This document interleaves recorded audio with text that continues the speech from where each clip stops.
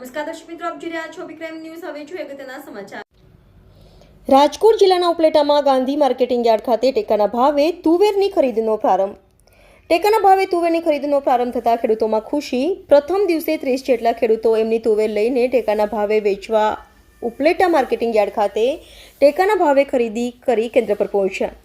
ટેકાના ભાવે ખરીદી શરૂ થતાં ખેડૂતો ખુશ। ખુલ્લી બજાર કરતાં ટેકાના ભાવ સારા મળશે, જેને લઈને ખેડૂતોમાં ખુશી। ખુલ્લી બજારમાં ખેડૂતોને તુવેરના 1300 રૂપિયા મળે છે અને ટેકાના ભાવે 1510 રૂપિયા મળતા ખેડૂતોમાં ખુશી। હું હરિભાઈ ઠુમર, ઉપલેટા માર્કેટિંગ યાર્ડના ચેરમેન।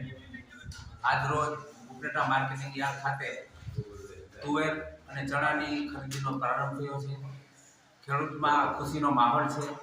જ્યારથી ભારતીય જનતા પાર્ટીની સરકાર આવી છે ત્યારથી ખેડૂતોને પોષણક્ષમ ભાવ મળે અને ખેડૂતોના ભાવ જળવાઈ રહે એવા શુભ હેતુથી મિનિમમ પ્રાઇસ સપોર્ટના ભાવથી આજે તુવેરની ખરીદી શરૂ થઈ છે। વધુમાં વધુ 4000 કિલો એટલે કે 200 મણ જેટલી તુવેર એક ખેડૂતની ખાતાથી લેવામાં આવશે અને 1510 રૂપિયા મણના ભાવ લેખે ખેડૂતોને ચૂકવણું કરવામાં આવશે।